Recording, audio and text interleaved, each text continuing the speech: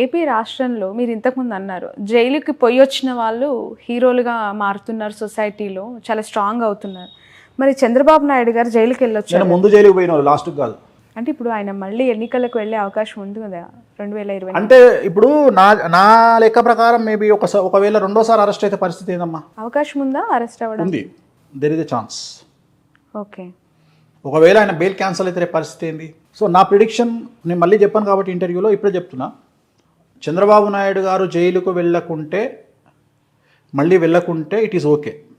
ఒకవేళ చంద్రబాబు నాయుడు గారు జైలుకి కనుక వెళ్ళాల్సిన పరిస్థితి కనుక వస్తే మేబీ టీడీపీ ఎలక్షన్ను బైకాట్ చేసే అవకాశం ఉంది, ఇప్పుడే చెప్తున్నా.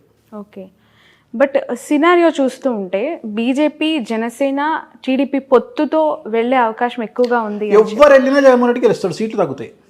ఓకే, అంటే నువ్వు అంటున్నావు అట్లా, రేపు పొద్దున ఏమవుతుందో తెలియదు. తెలంగాణ ఎన్నికల తర్వాత ఆంధ్ర రాష్ట్ర రాజకీయాలు మలుపు తిరిగే అవకాశం ఉంది. తెలుగుదేశం జనసేన సఖ్యత మీద అనుమానపు నీడలు వచ్చే అవకాశం ఉంది. తెలంగాణలో బీజేపీతో జనసేనకు వచ్చినటువంటి రిజల్ట్ను బట్టి ఆంధ్రాలో టీడీపీ ఆలోచించే అవకాశం ఉంది. రెండోది ఏంటంటే చంద్రబాబు నాయుడు గారి కాంబినేషను, పవన్ కళ్యాణ్ గారి కాంబినేషన్ ఒక్కసారే వర్కౌట్ అవుతుంది జాతకరీత్యా. అందుకని నేను తర్వాత ఎప్పుడు నేను చెప్తున్నది అదే, వర్కౌట్ కాదని చెప్తున్నా. ఎందుకంటే చంద్రబాబు నాయుడు గారిది పుష్యమి నక్షత్రము, పవన్ కళ్యాణ్ గారిది ఉత్తరాషాఢ నక్షత్రం, మకర రాశి. అందుకని ఈ కాంబినేషన్ వర్కౌట్ కాదు. రెండోది పవన్ కళ్యాణ్ గారికి ఏలినాటి శని స్టార్ట్ అయింది 2017లో. చంద్రబాబు గారితో పవన్ కళ్యాణ్ గారు సఖ్యత వహించి గెలిచింది ఎప్పుడు? 14లో, అంటే ఏలినాటి శని స్టార్ట్ కాకముందు. 2017లో స్టార్ట్ అయిన ఏలినాటి శని 2025 జూలై వరకు ఉంది పవన్ కళ్యాణ్ గారికి. ఇక్కడ కేటీఆర్ గారి పరిస్థితి ఏందో అక్కడ సేమ్ ఆయన పరిస్థితి కూడా అంతే. అందుకని నా ఉద్దేశం ప్రకారం ఏంటంటే వీళ్ళ కలయిక తెలుగుదేశానికో లేకుంటే ఇంకొకరికో మైనస్ అయ్యే పరిస్థితి ఉంటుంది తప్ప పాజిటివ్ అవుట్కమ్ వస్తుంది అని నేను ఎక్స్పెక్ట్ చేయట్లా జాతకపరంగా, నా ఉద్దేశం ప్రకారం. సో అందుకని రేపు ఏవైనా మార్పులు జరిగే అవకాశం ఉంది ఆంధ్రప్రదేశ్లో. ఓకే, సో ఇప్పుడు ఎన్నికలకి వెళ్ళే అవకాశం లేదు అని అంటున్నారు కదా, ఒకవేళ టీడీపీ వైదొలిగించుకునే అవకాశం కనిపిస్తుందా జనసేన? అదే చెప్తున్నా నేను అనే పాయింట్ ఏంటంటే చంద్రబాబు నాయుడు గారు ఒకవేళ మళ్ళీ జైలుకి వెళ్తే మొత్తం ఎలక్షన్ సినారియో మారిపోతుంది. ఇప్పుడు మార్చి ఎండింగ్లో ఎలక్షన్లు ఉంటాయి ఆంధ్రాలో, మే 1కు రిజల్ట్ వస్తాయి. సో మార్చిలో ఎలక్షన్లు అన్నా కానీ, మార్చి ఎండింగ్ కన్నా కానీ ఒకవేళ ఈయన సపోజ్ జనవరిలో లోపలికి వెళ్ళారనుకోండి, మళ్ళీ టోటల్ సినారియో మారిపోతుంది కదా, స్టేట్ సినారియో మారిపోతుంది. బట్ ఈ పరిణామాలన్నీ సింపతిగా మారే అవకాశం లేదా? ఏముండదు సింపతి అంటే, సింపతి ఒకవేళ అట్లా అనుకుంటే జగన్మోహన్ రెడ్డి గారు 2014లో సీఎం కావాలి. ఎందుకు అంటే మా నాయకుడిని ఇబ్బంది పెడుతోంది ప్రభుత్వం, ఆ స్టేజ్ దాటిపోయి డెవలప్మెంట్ ఏమీ చెయ్యట్లేదు, ఏముండదు, డబ్బులు ఇచ్చి సోమర్లను చేస్తున్నారు జగన్ అని విమర్శించే వాళ్ళు చాలా మంది ఉన్నారు. అవన్నీ మళ్ళా టైంపాస్ జాతకము. ఇప్పుడు తెలంగాణలో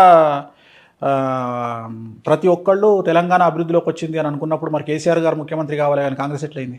ఓకే, అంటే ఒరిజినల్ ఊర్లలో ఉన్న పరిస్థితి, మామూలు పరిస్థితి, మనం మాట్లాడుకునే పరిస్థితికి చాలా తేడా ఉంటుంది. సో ఎప్పుడే కానీ ఓట్లు వేసేవాడు వచ్చి మాట్లాడాడు, ఓట్లు వేసేస్తాడు అంతే. ఎప్పుడే కానీ ఎవరు మాట్లాడతారు అంటే హైదరాబాదులో ఉండి ఎలక్షన్ రోజు కూడా ఓటీటీ కతుకుపోయి చికెన్ తెచ్చుకొని మందు తాగుకుంటూ టీవీలలో ఎంజాయ్ చేస్తారు కదా, ఓట్లు వేయకుండా, వాళ్ళు మాత్రమే మాట్లాడతారు. పల్లెటూర్లలో ఉండి ఓట్లు వేస్తారు కదా, వాళ్ళకి ఇవన్నీ తెలియదు, వాళ్ళు హ్యాపీగా వెళ్ళిపోయి ఓట్లు వేస్తారు. అది మొన్న వచ్చింది కదా హైదరాబాద్ ఓటింగ్, మొత్తం ఓటీటీలో కతుక్కుపోయి కొత్త సిరీస్లన్నీ చూసుకుంటే ఎంజాయ్ చేశారు కదా. అంటే ఇప్పుడు మెగా ఫ్యామిలీకి సంబంధించి ఎప్పుడు కూడా ఏదో ఒక న్యూస్ టాక్ ఆఫ్ ద టౌనే. మనం గతం మెగా ఫ్యామిలీ అని కాదమ్మా, తప్పది మాట్లాడుకోవడం. ఎందుకంటే ప్రతి కుటుంబంలో ఉంటుంది, వాళ్ళు సెలబ్రిటీస్ కాబట్టి బయట తెలుస్తుంది. మన పక్కింట్లో ఏం జరుగుతుందో మనం, అది సెలబ్రిటీ కాదు కాబట్టి చెప్పం అంతే. సో అలానే అంటే ఇది సెలబ్రిటీ ఫ్యామిలీకి కాబట్టి ఇంత చర్చ కూడా జరుగుతుంది. నేను కూడా అందుకనే చెప్తా కదా, మీరు నాగ చైతన్యకి డివోర్స్ అవుతాయని చెప్పారు, అఖిల్ కి పెళ్లి కాదు అవుతాయని చెప్పారు. ఇప్పటి వరకు ఆయన కూడా కెరియర్ కూడా ఎఫెక్ట్ ఉంటుంది, ఆయన సెట్ కాడని చెప్పిన. ఎందుకంటే ఆయన జాతకంలో ఉన్న దోషము, మా చుట్టమేమో నాకీలు, నాకు శత్రువా, ఎందుకు చెప్తా? సో ఇవన్నీ ఉన్నాయి, నేను చెప్పినవి చాలా ఉన్నాయి. నేను చెప్పినవి అన్నీ తవ్వుకుంటూ కూర్చుంటే నేను చెప్పిన 100లో 98 సక్సెస్. నా సక్సెస్ రేట్ 98. నేను చెప్పినవి ఆల్మోస్ట్ ఆల్ జరిగినాయి. నేను చెప్పినవి జరగలేదు అనేది వెతికితే కష్టం, అసలు జరగకుండా ఉండవు. కాకపోతే ఆ టైం వరకు వెయిట్ చేయాలి అంతే. రెండోది ఏంటంటే ఎందుకు చెప్తున్నావు అంటే పబ్లిసిటీ కోసం చెప్తున్నావు, బరాబర్ చెప్తా.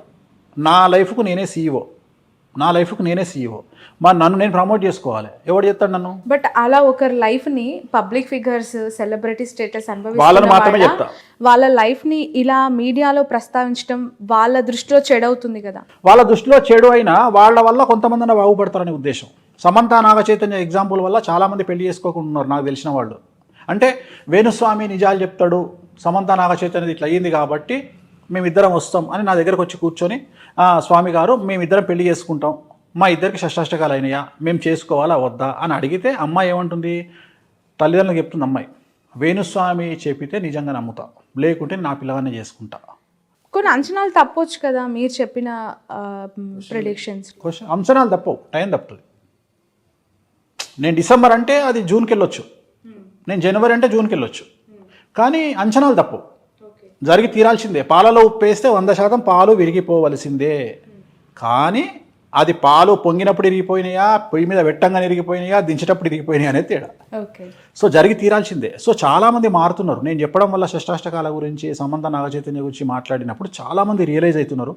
చాలామంది వేణుస్వామి దగ్గరకు వచ్చి మీరు చెప్పింది ఇంకా రబ్బర్ స్టాంప్ అని ఫిక్స్ అవ్వాలి. కాకపోతే నేనేం చేయలేను, నన్ను తిట్టుకున్నా నేనేం చేయలేను. ఇప్పుడు నేను నమ్మే వాళ్ళతో నాకు నా లింక్ అమ్మ, నమ్మనంతో నాకేం పని? ఈ ప్రపంచంలో ఇట్లా 2 చేతులు ఎత్తి నన్ను నమ్మితే నమ్మండి, నమ్మకపోతే నమ్మకండి అని చెప్పింది నేను ఒక్కడనే. ఇప్పటికి కూడా చెప్తున్నా, నేను ఇప్పుడు కూడా చెప్తా, చిన్న చిన్న సమస్యలకు నా దగ్గరికి రాకండి.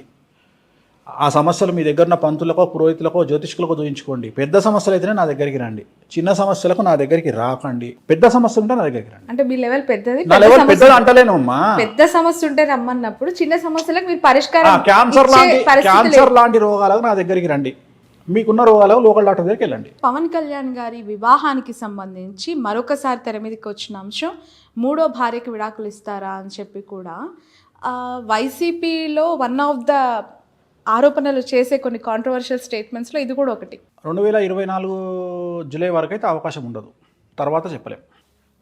ఓకే, ఎలక్షన్లు అయ్యే వరకు ఏముండదు. అది ఆయన వ్యక్తిగతమైన అంశం, అది వ్యక్తిగతమైన అంశం. నేను దాన్ని రాజకీయంగా చూడట్లా. అది ఆయన వ్యక్తిగతమైన ఇష్టం, ఆయన ఇష్టం అది. సో అది ఇప్పుడైతే జరిగే అవకాశం లేదు. మేబీ కాంట్రవర్సీస్ ఉన్నాయి ఆయన జీవితంలో, ఇంకా కాంట్రవర్సీస్ ఉన్నాయి. బట్ 2024 జూన్ లోపు అయితే లేవు, జూన్ తర్వాత ఉన్నాయి. ఓకే, మీరు మొదటి నుంచి కూడా పవన్ కళ్యాణ్ గారి ఫ్యాన్స్ ద్వారా కొంత వ్యతిరేకత, అంటే ట్రోలింగ్ కావచ్చు, ఆరోపణలు కావచ్చు, లేదంటే కాంట్రవర్షియల్ స్టేట్మెంట్స్ వాళ్ళ నుంచి వినడం కావచ్చు జరుగుతున్నాయి కదా. పవన్ కళ్యాణ్ గారికి మీరు చెప్తున్న మంచిని గ్రహించట్లేదని మీరు పదే పదే అంటారు. మీరు ఏం మంచి చెప్పారు ఆయనకి? మస్తు చెప్పిన, ఆయనకు చెప్పేటోడు లేడు. ఫస్ట్ అసలు ఆయనకు చెప్పగలిగిన మొగోడే లేడు ఆయన పక్కకు. ఎవడు చెప్తాడు? పవన్ కళ్యాణ్కు చెప్పగలిగిన దమ్మ ఎవరికి ఉంది? గురూజీకి ఉంది. గురూజీ అంటే త్రివిక్రమ్ శ్రీనివాస్ అని చెప్పాడు. ఇంకెవరు చెప్తారు? మనోహర్ చెప్పాడు. చిరంజీవి గారు రూల్ అవుట్. ఇంకోటి ఆయన ఎవరు మాట విన్నాడు, అయిపోయింది, కథం. ప్రతి వ్యక్తి జీవితానికి ఒక గురువు అనేవాళ్ళు అవసరం అంటారా? అవసరం. గురువే కాదు, తల్లి, తండ్రి, అన్న, తమ్ముడు, చెల్లె, అక్క, తల్లి, ఎవడో ఒకడు. గురువు అనేవాళ్ళు గురుత్వాన్ని స్వీకరించి వస్తేనే కాదు కదా. ఇప్పుడు ఒక టైంలో ఒక భర్తకు ఒక భార్య కూడా గురువే. చాలామంది అరే పెళ్ళైనాక ఎందుకు పెళ్లి చేస్తారు అసలు మగవాడికి అంటే, వీడు ఎవ్వరి మాట వింటలేడు, వీడు కావరం బట్టి తిరుగుతున్నాడు, పెళ్లి చేస్తే పెళ్ళాం మాటిని సెట్ అవుతాడని చేస్తారు. ఓ, ఇది పనిష్మెంట్ అయితే? పనిష్మెంటే కానీ మంచి పనిష్మెంట్. మగవాళ్ళందరికీ తెలియదు అయితే ఇప్పటి వరకు. ఇప్పుడు పెళ్ళాం మీద ప్రేమతోనో, బిడ్డల మీద ప్రేమతోనో, జీవితంలో సర్దుకుపోయే మనస్తత్వంతో సెట్ అవుతాడు అని చేస్తారు. భార్య కూడా గురువే, ఎందుకు కాదనుకోవాలి? భర్త కూడా గురువే, తండ్రి గురువే, తల్లి గురువే.